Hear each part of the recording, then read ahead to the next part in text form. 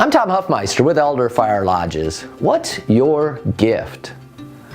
I talk to middle schoolers once in a while and we discuss how they like to spend their time between the ages of 5 and 8 years old.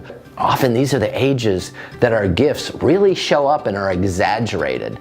For instance, there's a couple young ladies who walk the dogs with us in the neighborhood once in a while. The little 6-year-old, you can see she'll one day be a salesperson. She always looks you in the eye, very bubbly, uses her whole body to speak, and I'm thinking, wow, she's gonna sell the world one day. Her older sister, very interesting. She'll probably be more of an attorney or maybe a nurse. She's always trying to figure things out. When you ask her a question, she'll ask a question back. She's trying to get to the bottom of things, to the right answer. When I was young, I failed first grade. You know what my problem was? While I had dyslexia, my real challenge was the teacher always would write on my report card, he stares out the window and he daydreams. I can't keep Tom's attention. It was very common in those days that I would get called to the office.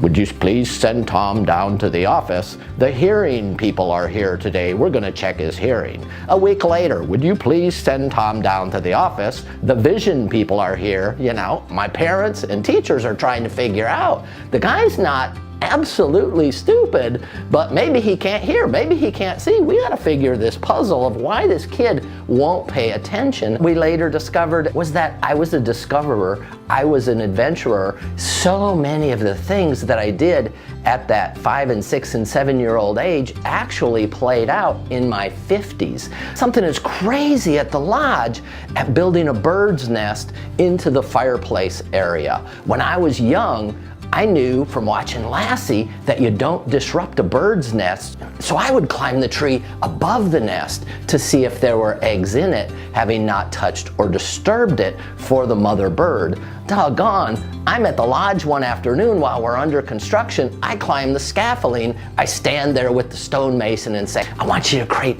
this little edge. I'm gonna put a bird's nest on it, and the only place you'll be able to discover if there's eggs in the nest is right over there if you look at a certain spot off a balcony. I actually designed many aspects of the lodge or the adventure of the lodge off of childhood experiences. And sure enough, later when we opened, you'd see Grandpa hold that grandchild up at the rail and say, what do you see across there on the ledge? Yeah, a total discovery process became part of our culture at the lodge. And today, when I design or I bring an imaginative team together, what am I actually doing?